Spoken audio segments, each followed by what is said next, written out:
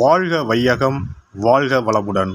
அனைத்து உறவுகளுக்கும் இனிய வணக்கம். 60 தமிழ் ஆண்டுகளில் இப்போது பிறக்க இருப்பது குரோதி வருடம்.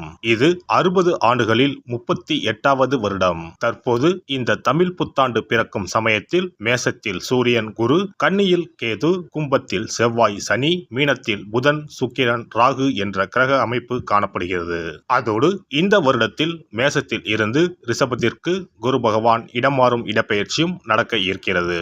ஆண்டின் துவக்கத்தில் மேசராசியில் சஞ்சரிக்கும் குரு பகவான் மே 1, 2024 முதல் ரிஷபராசிக்கு சென்று கன்னி, விருச்சகம், மகரம் ஆகிய ராசிகளை பார்வையிடுகிறார். வருட கிரகங்களில் அதிக வருடம் ஒரு ராசியில் பயணம் செய்யும் கிரகமான சனி பகவான் 29/3/2025 வரை கும்பராசியில் ஆட்சி பலம் பெறுகிறார். மேசம், சிம்மம், விருச்சகத்தை பார்க்கிறார். அதன் பிறகு மீனராசிக்கு செல்லும் சனி பகவான் ரிஷபம், கன்னி, தனுசு ராசியை பார்வையிடுகிறார். வருடம் முழுவதும் மீனராசியில் ராகுவும் கன்னி ராசியில் கேதுவும் சஞ்சரிக்கிறார்கள்.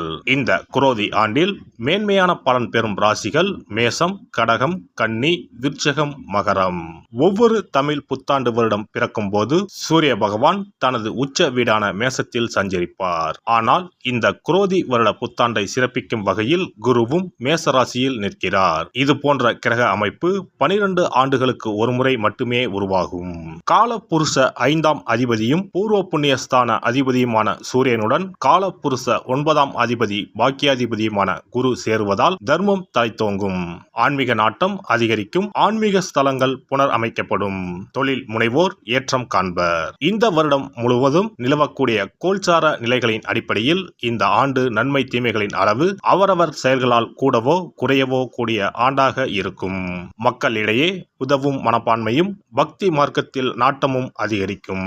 இந்த வருடம் முழுவதும் எல்லோருக்கும் நல்லதே நடக்கவும், நாடும் வீடும் செழிக்கவும் விநாயகர், நரசிம்மர், அனுமன், துர்க்கை ஆகியோரில் விருப்ப தெய்வத்தை கும்பிடுவது நற்பலன் தரும். குல தெய்வத்தையும் இஷ்ட தெய்வத்தையும் மறக்காம கும்பிடுங்க. அவரவரால் ஒரே ஒரு செடியையோ மரத்தையோ வளர்க்க முடியுமானால் அவசியம் தவிர்க்காமல் வளருங்கள். எப்போதும் நல்லதே நினையுங்கள், நல்லதே செய்யுங்கள். குரோதி வருடம் முழுவதும் உங்களுக்கு குறைவில்லா நன்மைகள் கிடைக்கும்.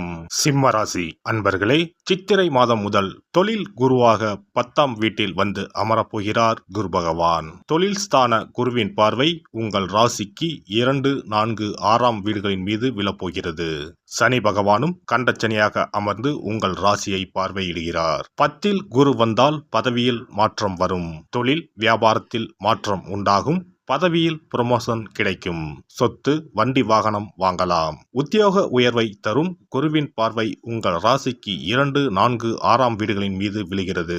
உங்கள் குடும்பம் குதூகலமாகும், பிரச்சனைகள் நிவர்த்தியாகும், பணப்பிரச்சனை நீங்கும், புதிய பதவிகள் தேடி வரும், படித்து முடித்துவிட்டு வேலைக்காக காத்திருப்பவர்களுக்கு நல்ல வேலை கிடைக்கும், புதிய பொறுப்புகள் வரும், இடமாற்றங்கள் ஏற்படும், வெளிநாடுகளில் வேலை செய்பவர்கள் கவனமாக செயல்படவும், மேல் அதிகாரிகளின் உத்தரவுக்கு கட்டுப்படுங்கள், வீண் தர்க்கம் வேண்டாம், வீடு நிலம் வாங்கலாம், வீடு கட்டி கிரக பிரவேசம் செய்யலாம். குரு பார்வையால் குடும்பத்தில் சுபகாரியம் நடைபெறும். 4ஆம் வீட்டில் குரு பார்வை விழுவதால் வேலையில் இடமாற்றம் ஏற்படும், சுகமும் சந்தோஷமும் ஏற்படும். சிலருக்கு வீடு மாற்றம் நிகழ வாய்ப்பு உள்ளது.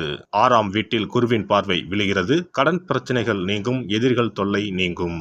கண்டச்சனியாக உங்கள் ராசிக்கு நேர் எதிரே சனி பகவான் ஆண்டு முழுவதும் அமர்ந்திருப்பதால் வேலையில் பொறுப்பும், பணியிடங்களில் பேசும்போது கவனம் தேவை. இருப்பதை விட்டுவிட்டு பறப்பதற்கு ஆசைப்படக்கூடாது. சுபகாரியங்கள் நடக்க சற்று போராட வேண்டியிருக்கும். உடல் ஆரோக்கியத்தில் அதிக கவனம் தேவை. சனி தரும் சசயோகத்தால் செல்வம் வீடு தேடி வரும். உங்கள் செலவுகளை குறைத்து சேமிக்க தொடங்குங்கள். சகோதரர்களிடம் அதிக உரிமை எடுத்துக்கொள்ள வேண்டாம். பிள்ளைகளின் எதிர்காலத்திற்காக கொஞ்சம் சேமிக்க தொடங்குவீர்கள். சிலருக்கு காதல் மலரும், திருமணம் நடைபெறும். நீண்ட நாட்களாக பிரிந்திருந்த தம்பதிகள் குரோதி ஆண்டில் ஒன்று சேருவார்கள். குரோதி ஆண்டு முழுவதும் ராகு பகவான் உங்கள் ராசிக்கு அஷ்டமஸ்தானத்தில் பயணம் செய்வார். தனவாக்கு ஸ்தானத்தில் பயணம் செய்வதால் தடைகளை தாண்டி வெற்றி பெறப் போகிறீர்கள்.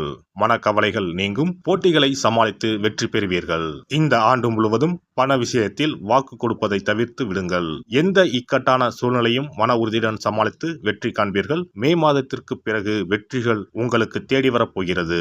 குரோதி ஆண்டில் கிரகங்களின் பயணம் சாதகமாக இருப்பதால் மகிழ்ச்சியில் திளைக்கப் போகிறீர்கள். சூரியனார் கோவில் சென்று தரிசனம் செய்து வணங்கவும். சூரியன் எதிரில் குரு இருப்பார், அவரையும் சேர்த்து வணங்கிக் கொள்ளவும். சனி செவ்வாய் சேர்க்கைக்கு ஞாயிற்றுக்கிழமையில் பன்னீர் பூமாலை மற்றும் அகல் விளக்கில் புங்கம் எண்ணெயில் 19 மிளகை மூட்டை கட்டி சிகப்பு நிற திரி கொண்டு தீபம் ஏற்றவும். வருட பிறப்பன்று நாம் செய்யும் செயல்கள் அனைத்தும் அந்த வருடம் முழுவதும் நமது வாழ்க்கையை வளப்படுத்தும் என்பது ஐதீகம். அதனால் இந்த பதிவில் தமிழ் புத்தாண்டாகிய சித்திரை முதல் நாள் என்னென்ன செய்ய வேண்டும், என்ன செய்யக்கூடாது என்பதனை பற்றி தெரிந்து கொள்ளலாம். தமிழ் மாதத்தின் முதல் மாதமான சித்திரையில் தமிழ் புத்தாண்டு தொடங்குகிறது. மா, பலா, வாழை ஆகிய முக்கணிகள், வெற்றிலை, பாக்கு, நகைகள், நெல் முதலான மங்கள பொருட்கள் கொண்ட தட்டை வழிபாட்டறையில் வைத்து அதை புத்தாண்டு அதிகாலையில் காண்பது புனிதமாக கருதப்படுகின்றது. புத்தாண்டு அன்று அதிகாலையில் நீராடி கோலமிட்டு புத்தாடை அணிந்து கோவிலுக்கு சென்று வழிபடுவது நல்லது. அன்றைய தினம் அறுசுவைகளும் இடம்பெற்றிருக்கும் உணவை படைப்பது முறையாகும். அன்றைய நாளில் இனிப்பு, கசப்பு, உப்பு, காரம், துவர்ப்பு, புளிப்பு ஆகிய 6 சுவைகளும் இருக்குமாறு உணவானது அமைவது சிறப்பு. பொதுவாக நல்ல நாட்களில் பாகற்காய் சேர்ப்பது இல்லை. ஆனால் தமிழ் புத்தாண்டு அன்று அத்தனை வகையான சுவைகளும் இடம்பெற்ற படையலை படைப்பது விசேஷம் ஆகும். அனைத்தும் கலந்ததுதான் வாழ்க்கை என்பதை உணர்த்தவே இவ்வாறு அறுசுவை உணவு புத்தாண்டின் தொடக்கத்தில் படைக்கப்படுகிறது. சித்திரை மாத பிறப்பு என்பதால் கோடை காலத்தின் துவக்கத்தில் இருக்கிறோம். கோடை காலத்திற்கு உகந்த தானங்களை எல்லாம் புத்தாண்டின் துவக்கத்தில் செய்வது நல்லது. தோஷங்கள் நீங்கி வாழ்வு மலர உங்களால் முடிந்த அளவிற்கு குடை தானம், செருப்பு தானம், விசிறி தானம் ஆகியவற்றை செய்யலாம். மேலும் நீர்மோர் பந்தல் அமைப்பது, தண்ணீர் பந்தல் அமைப்பது போன்றவற்றை செய்வதால் உங்களுடைய கர்மாக்கள் அனைத்தும் தீரும். பறவைகளுக்கு, விலங்குகளுக்கு வீட்டின் வாசலில் தண்ணீர் வைப்பதும் சிறப்பு. தமிழ் புத்தாண்டு அன்று இறை வழிபாடுகளில் ஈடுபடுவதும் உங்களை மென்மேலும் வளரச் செய்யும். இளநீர், நுங்கு, விளாம்பழம், தர்பூசணி போன்ற குளிர்ச்சி மிகுந்த பழங்களை வாங்கி தானம் செய்வதும் நீங்கள் சாப்பிடுவதும் மிகவும் நல்லது. தமிழ் புத்தாண்டு அன்று தங்கம் அல்லது வெள்ளி நகைகளை வாங்குவது மென்மேலும் அவைகள் பெருகச் செய்யும். அதுபோல கல்லுப்பு, மஞ்சள், குங்குமம், வெற்றிலைப்பாக்கு, பழம் ஆகிய மங்கள பொருட்களை வாங்குவதும் குடும்பத்தில் மென்மேலும் லட்சுமி கடாட்சத்தை உண்டு செய்யும். அசைவம் சாப்பிடுவது, நகம் வெட்டுவது, முகச்சவரம் செய்வது, முடி வெட்டுவது போன்ற செயல்களை இந்நாளில் கட்டாயம் செய்யவே கூடாது. வீட்டில் இருக்கும் ஒட்டடைகளை அகற்றக்கூடாது. வீட்டில் சேகரித்து வைக்கும் குப்பைகளை வெளியில் கொட்டக்கூடாது. புதிய பொருட்களை வாங்கலாம். ஆனால் வீட்டில் உள்ள பொருட்களை அன்றைய தினம் யாருக்கும் கொடுக்க கூடாது. மேலும் யாருக்கும் கடன் கொடுக்க கூடாது. கடன் வாங்கவும் கூடாது. தமிழ் புத்தாண்டில் செய்ய வேண்டியவைகளை செய்து, செய்ய தவிர்க்க வேண்டியவைகளை தவிர்த்து வளமாக வாழ தமிழ் அன்னையை வணங்குவது சிறப்பு. எல்லாம் வல்ல இறையருளால் நீங்களும் உங்கள் அன்பு குடும்பமும் உடல் நலம், நீலாயுள், நிறை செல்வம், உயர் புகழ், மெய்ஞானம் ஓங்கி வாழ்க வளமுடன். இந்த வீடியோ பதிவு உங்களுக்கு பிடித்திருந்தால் லைக் பண்ணுங்க, கமெண்ட் பண்ணுங்க, ஷேர் பண்ணுங்க, மறக்காம சப்ஸ்கிரைப் பண்ணுங்க, பக்கத்துல இருக்கிற பெல் பட்டனை கிளிக் பண்ணுங்க. நன்றி, வணக்கம். ஓம் நமச்சிவாய. சிவாய நம.